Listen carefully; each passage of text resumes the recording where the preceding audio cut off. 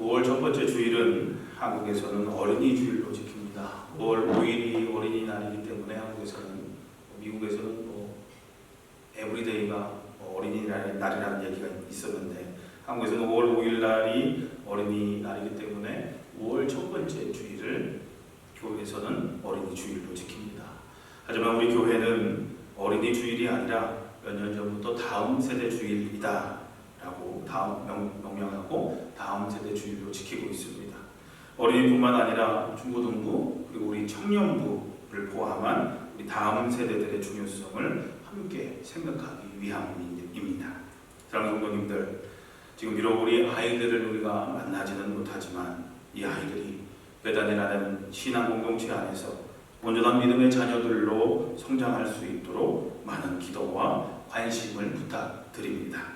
그리고 이 아이들에게 하나님의 말씀을 전하는 조명옥 전사님, 대니김 전사님, 그리고 박대희 목사님을 위해 여러분들 생각나실 때마다 기도해 주시기를 부탁드립니다. 오늘 본문 6절에 보니까요, 나는 심었고 아볼로는 물을 주었을 때 오직 하나님께서 자라게 하셨나니 라고 사도 바울은 고백합니다. 심고 물 주니까 하나님께서 자라나게 하셨다는 겁니다. 바꿔 말하면 심지도 않고 물 주지도 않는 곳에서 어떤 하나님의 역사가 일어나겠는가 라고도 생각할 수 있을 것입니다. 또한 이 말씀은 심는 것이 복음을 전하는 일이고 물 주는 것이 양육이라고 볼 때, 만약 우리 어른 세대들이 다음 세대들에게 복음을 전해주지 않고 그들을 올바르게 신앙으로 양육하지 않는다면 결국 다음 세대들은 영적으로 성장할 수 없다라는 도전의 말씀이기도 합니다. 모종을 심거나 씨를 뿌리는 일, 그리고 그것이 잘 자라도록 정성스럽게 물을 주는 일은 농부의 역할입니다.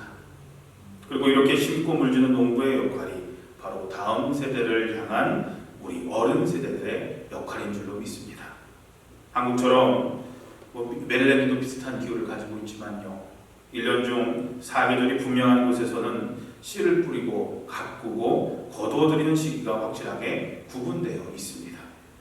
그래서 씨를 뿌리는 시기를 놓쳐버린다면 1년 농사를 실패할 수밖에 없습니다.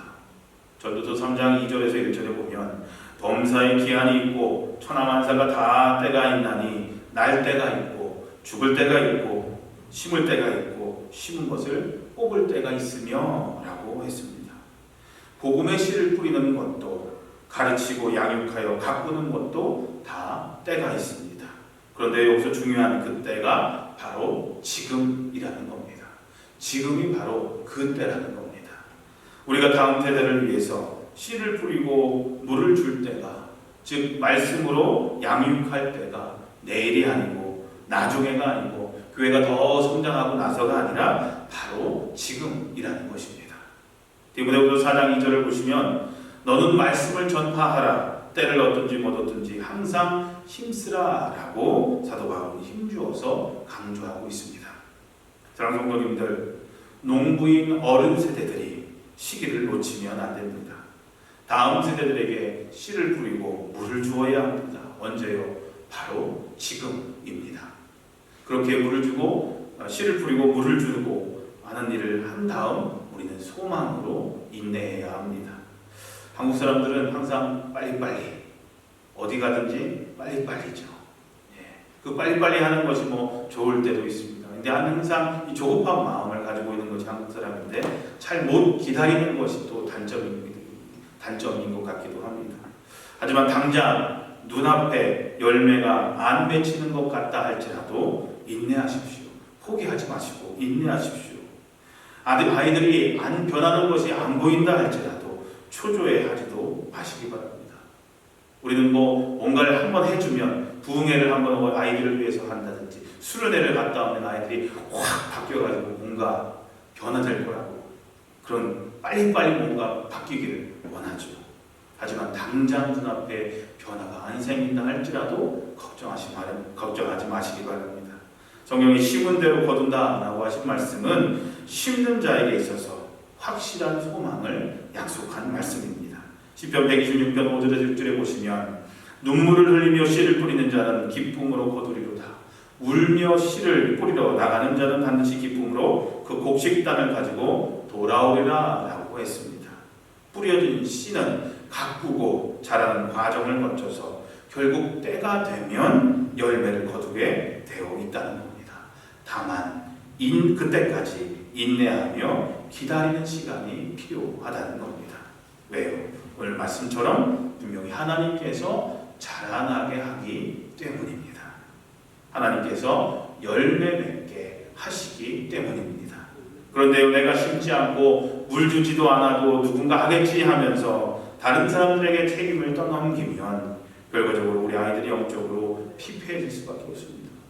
전도사들이 알아서 하겠지, 목사들이 알아서 하겠지 하고 우리 어른 세대들이 아무것도 관심을 갖지 않고 아무것도 하지 않는다면 우리 아이들은 영적으로 더 피폐해질 수밖에 없습니다. 이 말은요, 우리 어른 세대들에게 드리는 말씀이지만 특별히 자녀를 둔 저를 포함한 우리 부모님들이 들으셔야 하는 말이기도 합니다. 우리 교회에는 안 계시겠지만 저는 그렇게 믿고 싶습니다. 부모님 자신의 신앙에 대해서는 철저하면서도 아이들의 신앙에는, 자녀들의 신앙에는 의외로 관대한 분들이 많이 계십니다. 특히 이미 다 성장한 우리 자녀들의 신앙에 대해서 너무나 관대하신 분들이 많으세요. 기도는 나는 이렇게 하고, 기도 생활은 이렇게 하고, 말씀 생활은 이렇게 하고, 교회에 헌금 생활은 이렇게 하고, 봉사하고 섬기고, 교회에 출석하고 뭐 이런 거 저런 거 하는 거에 대해서는 본인 스스로의 신앙에 대해서는 아주 철저하신데 의외로 내 신앙에는 철저한데 자녀들의 신앙에는 관대한 분들이 많이 계십니다. 자녀들의 신앙에 대해서 너무나 관대하세요. 나에게 하고 있는 기준을 우리 자녀들에게 똑같은 기준으로 삼지 않고, 내 신앙은 중요하지만 자녀들의 신앙에 대해서 아무런 것도 하지 않는 분들이 의외로 많은 것에 대해서 놀랍지 않을 수가 없습니다.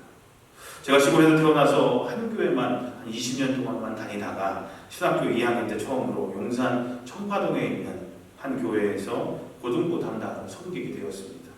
근데 제가 놀랐던 것은요, 고3이 되면 아이들이 교회를 전통적으로 아예 안 나오는 것이었습니다. 심지어 이 교육부장님, 권사님 이 아들도 당연하다는 듯이 고3이 되니까 아들을 교회로 안 보내는 것이었습니다. 이분이 교회에서 덕망이 있고 열심히 있는 분이셨는데 그럼에도 불구하고 똑같은 모습을 보이시는 것을 보고 그때 시골에서 올라온 지 얼마 안 된 저로서는 상당히 충격을 받았던 적이 있었습니다. 서울 교회라 다른가? 시골 교회는 안 그런데 서울에만 그러나 하면서 그런 생각을 했던 경험이 있습니다. 하나님은 우리에게 심고 물을 주라고 우리들의 귀한 자녀를 맡겨주셨음을 기억하시길 바랍니다. 자녀들과 하나님의 말씀을 이야기하면서 그 말씀 안에서 자녀들을 키우는 것이 우리 부모, 우리 어른 세대들의 사명임을 명심하시길 바랍니다. 옛날 시루에 우리 시루 그 식당 시루 말고요. 시루 아시죠? 시루.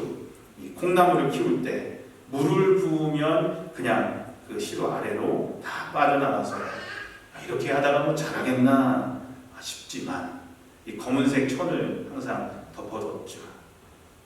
고개를 끄덕이시는 분이 계시다면 연세가 좀 드신 분들이실 텐데 시골에 사셨든지 둘 중에 하나실 텐데요. 그 검은색 천을 덮어놓고 물을 계속 부으면 어느 순간 이 천을 걷어내면 콩나물이 쑥 하고 자라있는 모습을 보지 않으셨습니까? 다음 세대들도 마찬가지입니다. 큰 변화가 없는 듯 하지만 분명 저들의 삶에 말씀을 붓고 부으면 우리 부모님들이 기도해주고 그들에게 좋은 하나님의 말씀을 들려주고 또 그런 영적인 대화를 나누고 그들의 삶 가운데 마음 중심에 말씀을 부으면 분명히 그들의 삶 가운데 마음 중심에 말씀이 자리 잡게 될 것이고 그 말씀이 싹을 틔우며 분명히 자라게 될 줄로 믿습니다. 사랑하는 성도님들, 우리 배당의 다음 세대들에게 많은 관심을 가져주시고요. 기도해 주시길 부탁드립니다. 그리고 내 자녀, 그리고 우리 교회 다음 세대들의 영혼을 다루는 일을 하고 있는 이 전도사님들과 목사님에게 다시 한번 많은 기도와 후원과 관심, 격려를 부탁드립니다. 그런데 아이들의 믿음만 자라야 하는가? 아닙니다. 우리 아이들의 믿음만 자라는 것이 아니라 저와 여러분들의 믿음도 자라나야 합니다. 그래서 오늘 설교 제목이 뭡니까? 같이 읽어볼까요? 시작! 우리의 믿음은 자라야 합니다. 저와 여러분들의 믿음은 자라야 합니다. 이제 봄이 왔죠. 여러분들 중에도 아마 텃밭이나 집 댁에 이 화분을 놓고 씨를 뿌려 놓으시든지 아니면 모종을 심어 놓으신 분들이 아마 분명히 계실 겁니다. 그런데 이 씨를 뿌리고 하는 것보다 더 중요한 것은 그것이 잘 자라도록 돌보는 일입니다. 요즘 한국에서는 모짜리가 한창입니다. 그리고 조금 있으면 이 모내기철이 다가옵니다. 모를 심는 것보다 더 중요한 것은 잘 자라도록 여름 내내 물을 대주고 비료나 농약을 뿌려주는 일들입니다. 그래서 농부들은 봄에 씨를 뿌린 다음에 긴 여름 동안 땀을 흘리며 그것이 잘 자라도록 수고하며 돌보는 것입니다. 아이를 낳는 것보다 더 힘든 것은 뭘까요? 바로 이 아이를 건강하고 지혜롭게 키우는 것입니다. 그런데 우리들의 믿음, 우리들의 신앙도 마찬가지입니다. 좋은 밭에 좋은 씨앗을 뿌리는 것은 첫 단추를 잘 키우는 것처럼 중요합니다. 그런데 그거 못지않게 중요한 것은 우리 믿음을 소중히 여기며 이 믿음이 잘 자라도록 사랑과 정성으로 가꾸는 일입니다. 오늘날 교회가 온통 신생아실로 가득 차 있다고 어느 목사님이 지적한 글을 읽은 적이 있습니다. 병원의 신생아실은 어떨까요? 고요할까요? 조용할까요? 아니죠. 시끄럽습니다. 왜 시끄럽습니까? 배고프다, 우유 달라 하면서 응애 하면서 울죠. 소화 안 되니까 소화 안 되면 어떻게 해야 돼요? 등을 토닥토닥 해서 트름을 꼭 해야 되잖아요. 소화 안 되니까 둥 두드려 달라 하면서 응애 옵니다. 그러고 나면 또 어떻게 해요? 똥 오줌을 싸고 난 다음에 불편하니까 찝찝하니까 못 참겠다. 기저귀 갈아달라 하면서 또 응애 울죠. 그 다음에 어떻게 합니까? 잠 안 오니까 재워달라고 안아달라고 응애 하면서 또 옵니다. 이렇게 신생아실은 일일이 모든 것을 다 돌봐줘야 합니다. 그런데 오늘날 교회가 시끄러운 이유가 바로 여기에 있다는 겁니다. 교회가 예수님의 제자들을 길러내는 학교가 되어야 하고 훈련소가 되어야 하고 세상을 구원하는 구원의 방주가 교회가 되어야 하는데 또 세상을 변화시킬 수 있는 성숙한 교인들로 가득 차야 되는데 오늘날 교회가 신생아실이 되어서 신앙적으로 어린아이들로 가득 차 있어서 그 어린아이들 돌보기에 모든 에너지를 쏟아야 하는 처지에 놓이게 되었다는 안타까운 지적이었습니다. 교회가 이래야 되겠습니까? 물론 신생아도 있어야 되겠죠. 하지만 모두가 다 신생하면 교회가 무슨 일을 할 수 있겠습니까? 믿음이 자라야 되겠죠. 항상 어린아이들만 있을 수가 있어야 되겠습니까? 사랑하는 성도님들, 저와 여러분들의 믿음은 자라나야 합니다. 작은 믿음에서 큰 믿음으로, 약한 믿음에서 강한 믿음으로, 어린아이와 같은 믿음에서 10년, 20년, 30년 교회 다녔는데 아직도 어린아이와 같은 믿음을 가지고 있으면 교회 오래 다닌 게 훈장이 아니거든요. 근데 교회 오래 다닌 걸 훈장으로 여기면서 신앙은 하나도 잘하지 않으면서 대단한 것처럼 생각하는 교인들이 우리 교회는 없지만 많은 다른 곳에 많은 것 같습니다. 어린아이와 같은 믿음에서 이제는 성숙한 믿음으로 무럭무럭 자라나야 한다는 겁니다. 누구 하나 예외 없이 목사도 마찬가지로 무럭무럭 그 믿음은 자라나야 한다는 겁니다. 그래야 그 믿음을 통해서 귀한 열매들이 맺히게 되어 있습니다. 열매 없이 살아가는 그리스도인들이 얼마나 많습니까? 얼마나 신앙의 열매 없이 성령의 열매 없이 그런 맺힘이 없이 살아가는 사람들이 얼마나 많습니까? 여러분들은 여러분들의 믿음을 소중하게 생각하십니까? 제가 이렇게 질문한다면 여러분들은 그렇다고 마음속으로 대답하실 겁니다.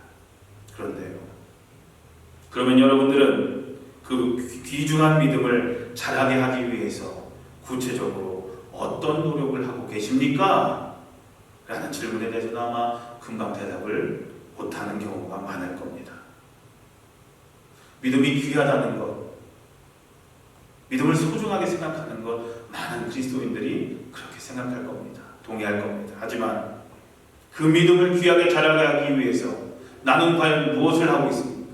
여러분은 과연 무엇을 하고 있습니까? 라고 물어봤을 때 뭐라고 대답하시겠습니까?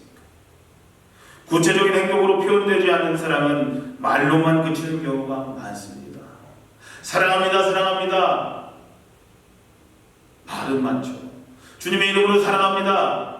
말만 하는 게 뭐가 사랑이에요? 행동으로 옮겨져야죠. 말만 하는 사랑은 의미가 없죠. 사랑한다고 백날 말만 하면 무슨 소용이 있습니까? 행동으로 옮겨져야죠. 오늘의 그리스도인들이 욕먹는 이유가 뭡니까? 사랑합니다. 하나님이 사랑으로 사랑합니다. 무슨 문구마다 다 사랑합니다, 사랑합니다. 말만 한다는 거예요. 행동으로 옮기지 않으니까 욕먹죠. 마찬가지예요. 우리의 믿음이 귀하다고 하면서 그 믿음을 사랑과 정성을 다해서 키우는 구체적인 내 노력이 없으면 실상은 믿음을 귀하게 여기지 않는 거죠. 내가 대답으로는 믿음을 소중하게 생각합니다라고 얘기는 하지만 그 믿음을 키우기 위해서 내가 아무것도 하지 않는다면 실제적으로는요, 믿음을 귀하게 여기지 않는 거예요. 사랑하는 성도님들, 우리가 우리 믿음을 사랑과 정성으로 키우려면 부지런해야 됩니다. 부지런한 농부의 밭에서 곡식들이 잘 자라는 법입니다. 한 번이라도 논이나 밭에 더 나가본 농부의 논과 밭에 더 곡식이 더 잘 열려요. 근데 우리 신앙생활도 마찬가지입니다. 열심을 품고 부지런히 신앙생활을 할 때에 우리 믿음도 크게 자라나는 겁니다. 사도 바울이 로마교회 성도들을 향해서 열심을 내서 부지런히 일하며 성령으로 뜨거워진 마음을 가지고 주님을 섬기십시오 라고 로마서 12장 11절에 권면하는 이유가 바로 여기에 있습니다. 특별히 바쁜 이민생활을 하면서 우리 믿음을 키우려면, 우리 믿음이 자라게 하려면 그만큼 믿지 않는 사람보다 몇 배 더 부지런해야 하고 더 열심을 내야 합니다. 그런 의미에서 저는 바로 지금 이 시기가 우리 믿음을 자라게 할 수 있는 절호의 기회라고 생각합니다. 시간이 나면 이라는 말씀을 하시는 분들이 많이 있었습니다. 코로나19 감염증 전에 성경 공부 좀 하십시오. 뭐 좀 하십시오라고 부탁을 드리면 시간이 나면 하겠습니다. 시간이 나면 열심히 신앙생활 하겠습니다. 시간이 나면 기도생활 하겠습니다. 시간이 나면 섬길게요 라고 하셨던 분들 많으십니다. 그런데 지금 우리는 그 어느 때보다 많은 시간을 가지고 살아갑니다. 그런데 어떠십니까? 시간 많잖아요. 우리 시간 많지 않습니까? 다른 때보다 우리 시간 많이 가지고 있잖아요.